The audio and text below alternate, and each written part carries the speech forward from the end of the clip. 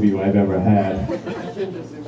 After spending at least 30 minutes casually chatting about nothing remotely job related.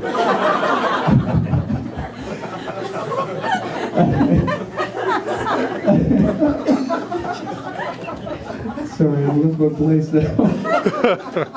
I thought, wow, this is a really great guy. That was until he said he'd like me to do a test on my technical knowledge.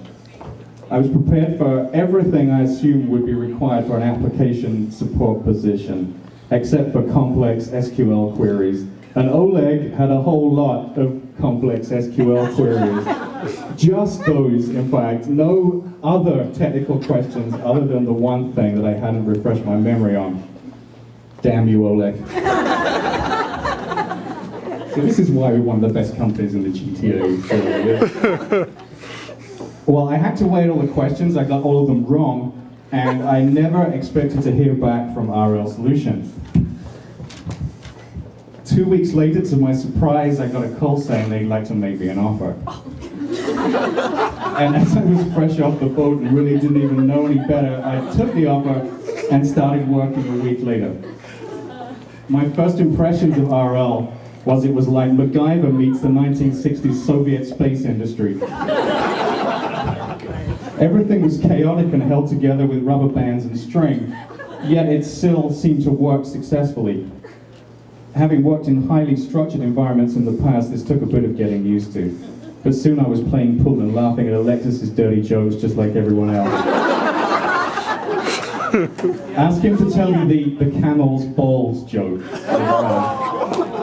It's the funniest thing ever.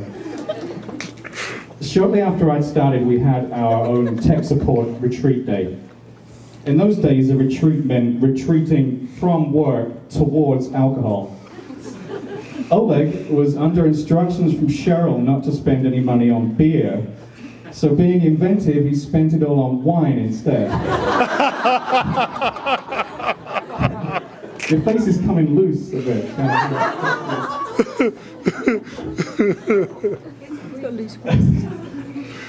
We ate and drank in Fazoulis and then went bowling. And by bowling, I mean drinking, missing all the pins, and Oleg kissing me. He told me he loved me as well. I'd only been there a week. Over the years, all these strange people became my good friends. And like a new season of a TV show, the characters changed over the years.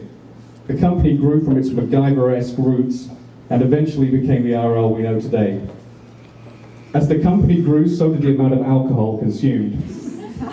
I won't single anyone out for embarrassment here, Oleg.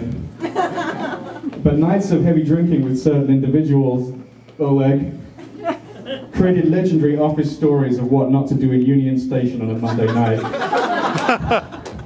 We also learned the hard way that Brits and people from former Soviet republics should not spend 6 hours in a bar together.